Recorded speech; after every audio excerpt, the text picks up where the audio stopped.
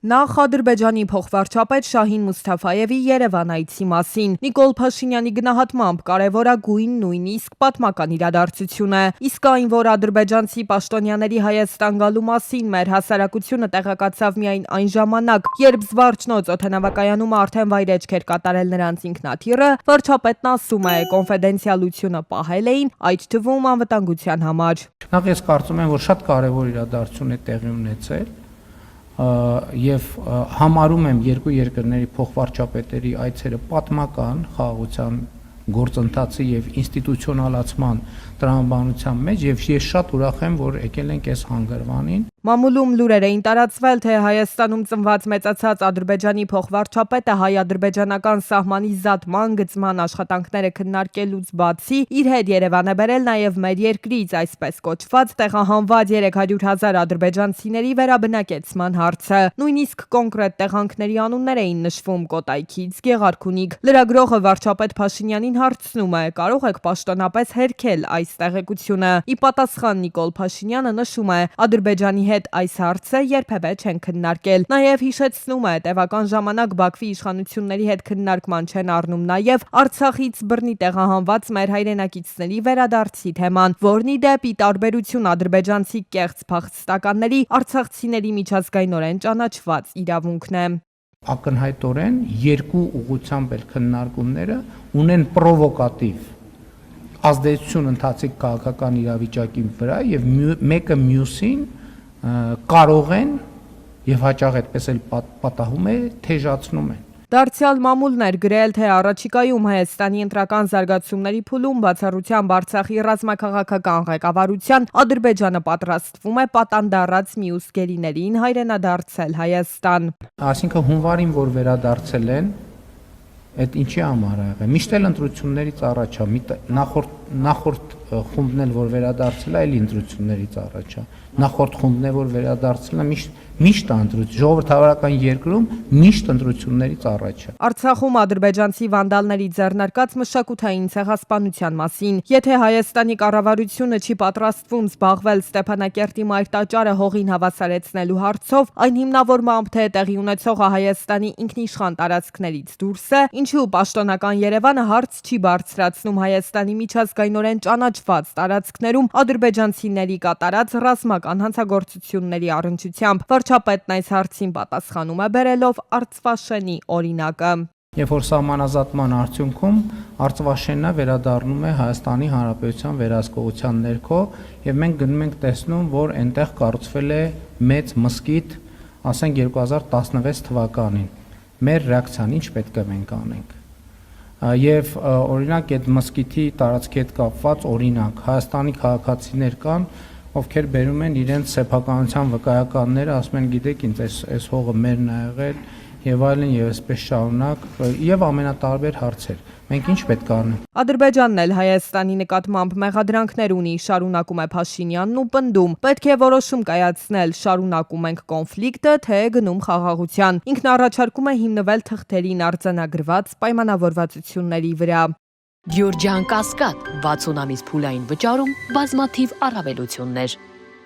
Ֆրանսիայի Հանրապետության նախագահ Էմանուել Մակրոնը մայիսի 3-ից 5-ը կլինի Հայաստանի Հանրապետությունում։ Այցի շրջանակում նա կմասնակցի մայիսի 4-ին Երևանում կայանալիք Եվրոպական քաղաքական համայնքի գագաթնաժողովին։ Այնուհետև կկայանա Հայաստանի Հանրապետության վարչապետ Նիկոլ Փաշինյանի հետ առանձնազրույց եւ ընդլայնված կազմով հանդիպում։ Փաստաթղթերի ստորագրումից հետո երկու առաջնորդները հանդես կգան ԶԼՄ-ների համար հայտարարություններով։ Մակրոնը կայցելի նաեւ Ծիծեռնակաբերդի հուշահամալիր եւ Մատենադարան։ Հանդիպում կունենա Հայաստանի Հանրապետության նախագահ Վահագն Խաչատուրյանի հետ։ Պետական այցի շրջանակում Ֆրանսիայի նախագահը Հայաստանի Հանրապետության վարչապետի ուղեկցությամբ կայցելի Գյումրի, որտեղ հարգանքի տուրք կմատուցի 1988 թվականի երկրաշարժի զոհերի հիշատակին եւ կմասնակցի երաժշտական կամուրջ Հայաստան-Ֆրանսիա համերգին։ Կառավարությունը վավերացրել է Թրամփի խաղաղության խորհրդի կանոնադրությունը եւ այն ուղարկել Սահմանադրական դատարան։ Եթե Սահմանադրական դատարանը կանոնադրությամբ ամրագրված պարտավորությունները Հայաստանի Հանրապետության Սահմանադրությանը համապատասխանող ճանաչի, օրենսդրական նախաձեռնությունը կներկայացվի Հայաստանի Հանրապետության ազգային ժողով։ Ըստ հիմնավորման առկա են Հայաստանի Հանրապետության համար ֆինանսական պարտավորություններ նախատեսող դրույթներ Հայաստանի Հանրապետության պետական բյուջեի ծախսերի ավելացման գծով։ Հայաստանում կայանալիք Եվրոպական քաղաքական համայնքի 8-րդ գագաթնաժողովի եւ Հայաստան ԵՄ գագաթնաժողովի նախաշեմին շուրջ 3 տասնյակ իրավապաշտպան կազմակերպություններ բաց նամակով դիմել են ԵՄ ղեկավարներին Ուրսուլա ֆոն դեր Լայենին եւ Անտոնիո Կոշտային։ Կազմակերպությունները կոչ են արել ակտիվորեն աջակցել Բաքվում պահվող 19 հայ գերիների ազատ արձակմանը, ընդգծելով, որ նրանց շարունակվող կալանքը խախտում է մարդու իրավունքները եւ խորացնում ընտանիքների տառապանքը։ Եթե խորհրդարանական ընտրությունները տեղի ունենան հաջորդ կիրակի, որ կուսակցության կամ դաշինքի օգտին կքվեարկեն Հայաստանի քաղաքացիները, ըստ Gallup International-ի անցկացրած հարցման արդյունքների, քաղաքացիական պայմանագրին ձայնը կտա հարցվածների 26.7%, ուժեղ Հայաստանին 14.1%, Հայաստան կուսակցությունների դաշինքին 8.2%, ԲՀԿ-ին 7.5%, Միասնության թևերի օգտին կքվեարկի 4.2%, Հայաստանում քաղաքական իրավիճակը հարցվածների 26.7%-ը գնահատել է լարված, հարցվածների միայն 16.5%-ն է, որ իրավիճակը գնահատել է լիովին հանգիստ։ Ելնելով ցուցանիշներից մնացած բոլոր հայտ ներկայացած կուսակցությունները, որոնք գնացել են 1%-ից ցածր ցուցանիշ, ես ուղղակի հորդորով դիմում եմ, որպեսզի իրենք չունենալով արդեն հիմա տեսնելով մենք տեսնում ենք, որ չունեն ըստ երևույթի ռեալ շանս հաղթահարել 4%-ի շեմը, ես ուղղակի նրանց խորհուրդ կտամ գտնել այլ կուսակցություններ, որոնք որ ունեն արդեն իսկ գրանցած որոշակի ցուցանիշներ եւ դուրս գան ընտրապայքարից եւ աջակցեն այլ կուսակցություններին։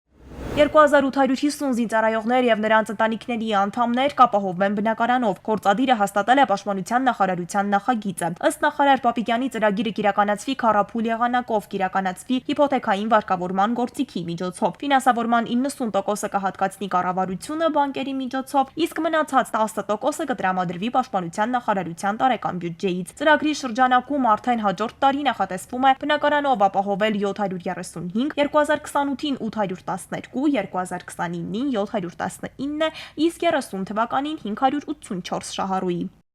Կառավարության որոշումների նախագծերով առաջարկում են ներդնել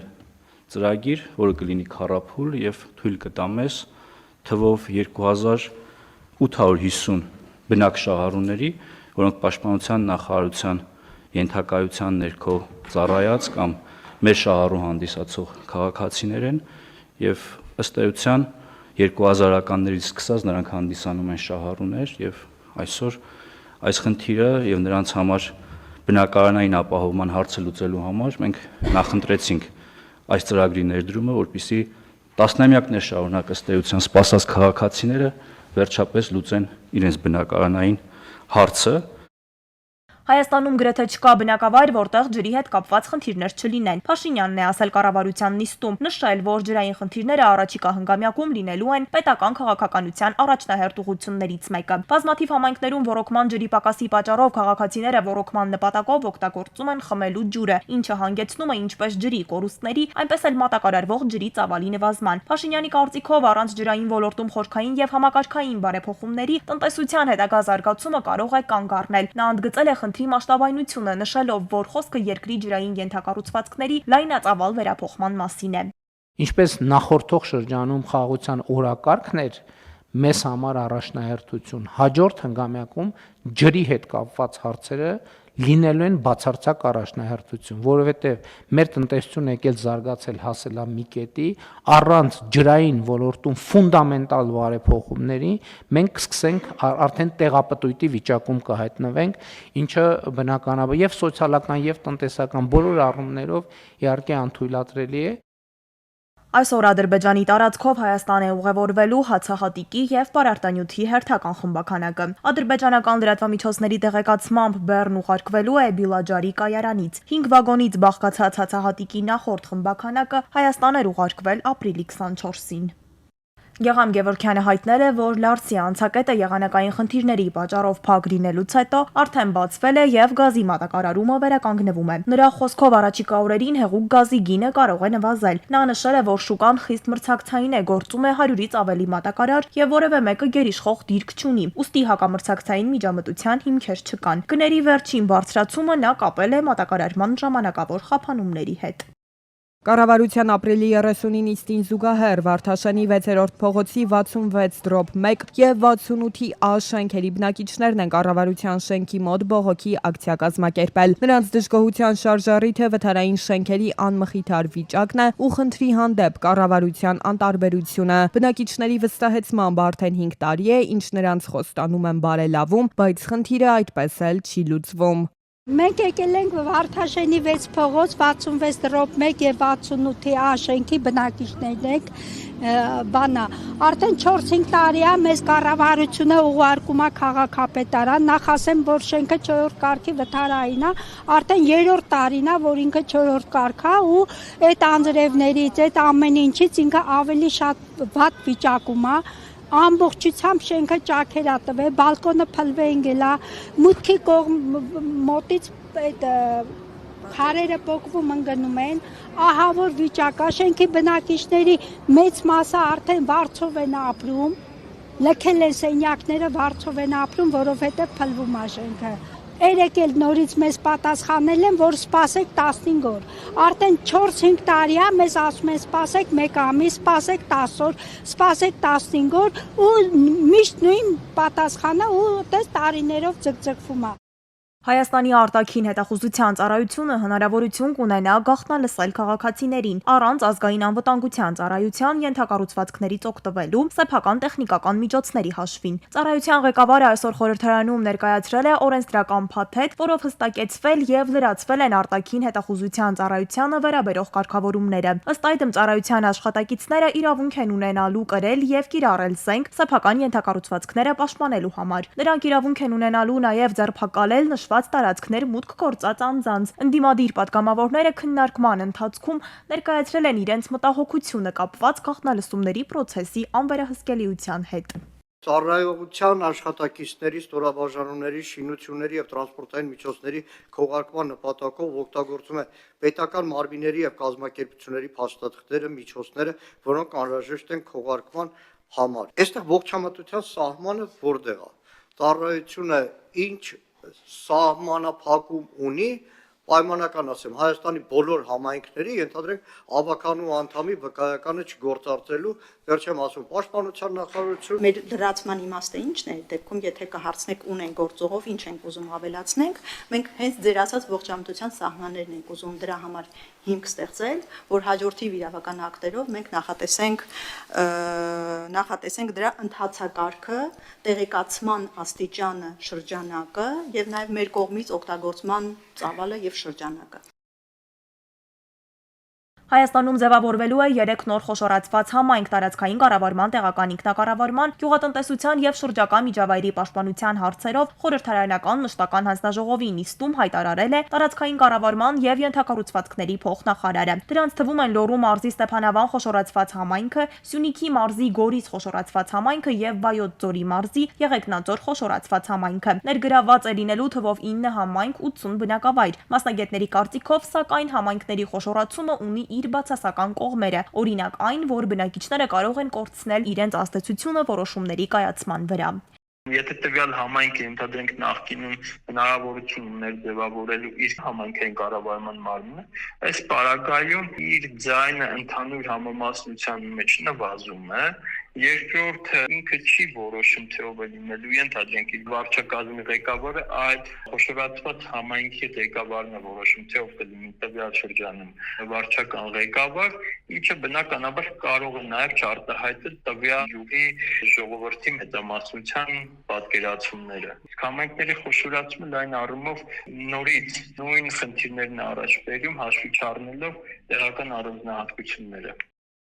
Լրագրողներ առանց սահմանների կազմակերպության այս տարվա զեկույցում Հայաստանը վատթարացրել է դիրքերը 34-ից հայտնվելով 50-րդ տեղում։ Կազմակերպությունը յուրաքանչյուր տարի հրապարակող փաստաթղթում նշել է, որ չնայած Հայաստանի բազմազան մեդիա դաշտին, այն շարունակում է մնալ բևեռացված, բախվել ապատեղեկատվության եւ ատելության խոսքի աննախադեպ մակարդակի, ինչը սնուցվում է ներքին քաղաքական լարվածությամբ, սահմանային անվտանգության խնդիրներով եւ Ռուսաստանի ու Եվրոպական միության միջև երկրի բարդ դիրքով։ ՊԵԿ եւ ԱԱԾ աշխատակիցները ուժեղացված վերահսկողության շրջանակում բացահայտել են խոշոր կանխիկ գումարի տեղափոխման դեպք։ Զվարթնոց օդանավակայանում Ռուսաստանի Դաշնության քաղաքացու մոտ հայտնաբերվել է 65 միլիոն ռուբլի։ Նա ձերբակալվել է եւ տեղափոխվել քննչական կոմիտե։ Դատարանը նրա նկատմամբ կիրառել է տնային կալանք։ 1 օր անց նույն գործով նրա ազգականի մոտ եւս հայտնաբերվել է մեծ գումար եւ նա նույնպես ձերբակալվել է։ Սպիտակ տան ղեկավարը հայտարարել է, որ Իրանի ռազմածովային շրջափակումը կշարունակվի այնքան, մինչև Թեհրանը չհամաձայնի գործարքի, որը կփարատի ԱՄՆ մտահոգությունները Իրանի միջուկային ծրագրի շուրջ։ Թրամփը Axios-ին ասել է, որ շրջափակումն ավելի արդյունավետ է, քան ռմբակոծությունը։ Նա պնդել է, թե շրջափակումը տնտեսապես խեղդում է Իրանին, իսկ հաջորդիվ էլ ավելի վատ է լինելու Թեհրանի համար։ Իդեպ ըստ Axios-ի ամերիկյան կենտրոնական հրամանատարությունը սկսել է Իրանի դեմ կարճատև եւ հզոր հարձակման ծրագիր մշակել, եթե բանակցությունները ձախողվեն։ ԱՄՆ նախագահ Դոնալդ Թրամփը հայտարարել է, որ Միացյալ Նահանգները դիտարկում է Գերմանիայում իր ռազմական ներկայության կրճատումը։ Ավելի վաղ ԱՄՆ նախագահը խստորեն քննադատել էր Գերմանիայի կանցլեր Ֆրիդրիխ Մերցին Իրանի հարցում նրա դիրքորոշման համար, հայտարարելով, որ Մերցը բացարձակապես չի հասկանում ինչ է խոսում։ Ըստ ԱՄՆ պետդեպի դիվանագիտական հեռագրի Թրամփի վարչակազմին առաջարկում է այլ երկրներին նոր դաշինք ստեղծել Հորմուզի նեղուցում նավագնացությունը վերականգնելու համար։ Ավելի վաղ Իրանը հայտարարել էր Օմանի հետ համատեղ Հորմուզի նեղուցում նավագնացության նոր ռեժիմ մշակելու ծրագրերի մասին եւ հայտարարել նեղուցի օգտագործման համար վճար գանձելու պատրաստակամության մասին։ Թրամփը Truth Social-ի իր էջով տարածել է Հորմուզի նեղուցի լուսանկարը Թրամփի նեղուց գրառմամբ։ Նշենք, որ Թրամփը բազմիցս հայտարարել է, որ ուզում է Հորմուզի նեղուցը վերանվանել Թրամփի նեղուցի, սակայն իր այդ մտահղացումը հավանության չի արժանացել։ Ուկրաինայի նախագահ Վոլոդիմիր Զելենսկին հայտարարել է, որ մերժել է ռուսական էներգետիկ օբյեկտներին չհարվածելու վերաբերյալ առաջարկը։ Նրա փոխանցմամբ նման կոչերը կապված են Մերձավոր Արևելքում առկա իրավիճակի հետ, սակայն Կիևը պատրաստ է միայն փոխադարձ պայմաններով հնարավոր էներգետիկ զինադադարի։ Զելենսկին նաև նշել է, որ Ուկրաինան ներկայում ավելի կայուն դիրքում է, քան վերջին ամիսներին, սակայն միևնույն ժամանակ կարևոր է համարում պատերազմի դադարեցումը։ Ապրիլի 29-ին Դավթաշենի կամրջի տակ դիե հայտնաբերվել ժամանել են ոստիկանության բարեկային ծառայության Երևան քաղաքի գնդի 3-րդ գումարտակի 2-րդ վաշտի բարեկները։ Նախաձեռնվել է քրեական վարույթ, ըստ տեղեկությունների մահացածը 36 տարեկան է, Իրանի Իսլամական Հանրապետության քաղաքացի։ Դեպքի մասին ոստիկանության Դավթաշենի բաժնից տեղեկությունը փոխանցել են Հայաստանի քննչական կոմիտեի, Երևան քաղաքի քննչական վարչության, Աչափնակ եւ Դավթաշեն վարչական շրջանների քննչական բաժին։ Ապրիլի 29-ին Սիսիփանիկ ճանապարհին 68-ամյա Գագիկը Մասիս Հովտաշատ երթուղին սպասարկող Պազ ավտոբուսով դուրս է եկել երթևեկելի գոտուց ու կողաշրջվել, ինչի հետ տևանքով վնասվել է նաև գազատարը։ Օպերատիվորեն ժամանած Մասիս բժշկական կենտրոնի շտապօգնության բժիշկների կողմից ավտոբուսի 6 ուղևոր տեղում առաջին բուժօգնություն է ստացել։ Նրանցից մեկը հղի տեղափոխվել է Մասիս բժշկական կենտրոն։ Տեղում էին ոստիկանության բարեկային ծառայության Նահարատի մարզի գումարտակի առաջին վաշտի 2-րդ դասակի բարեկները։ Օպերատիվորեն ժամանել են նաև Գազպրոմ Արմենիա Արարատի մարզի գազի վթարաբերականողականի աշխատակիցները, նախ երբ կողաշրջվելու վնասել է, տեսնում եք, կոտրել է մի քանի գազախողովակներ, տեսնում եք, սկսվել է գազի արտահոսք, ինչը ժամանակավորապես դադարեցվել է։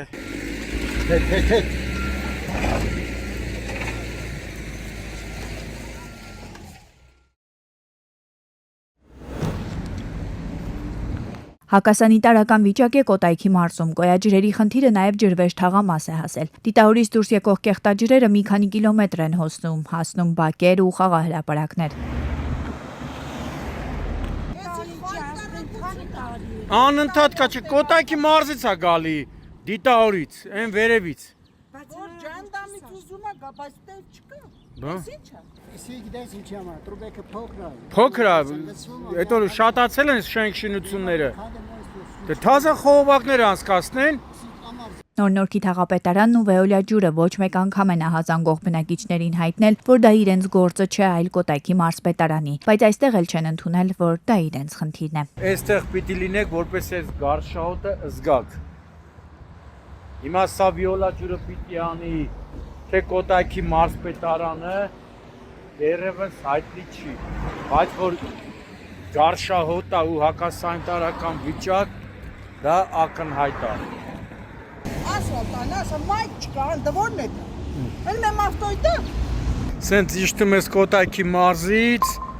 արդեն մտնում ես Երևանի վարչական տարածք։ Օրերը տաքանալուն պես համաճարակի վտանգը կավելանա, ասում են բնակիչներն ու հավելում, որ խնդիրը վերացնելու համար դարն ապրած գոյուղատարները պետք է փոխվեն, իսկ դա իրենք անել չեն կարող։ Պատասխանատուներին էլ կոչ են անում ի վերջո հասկանալ, թե խնդիրն ում դաշտում է ու լուծել այն։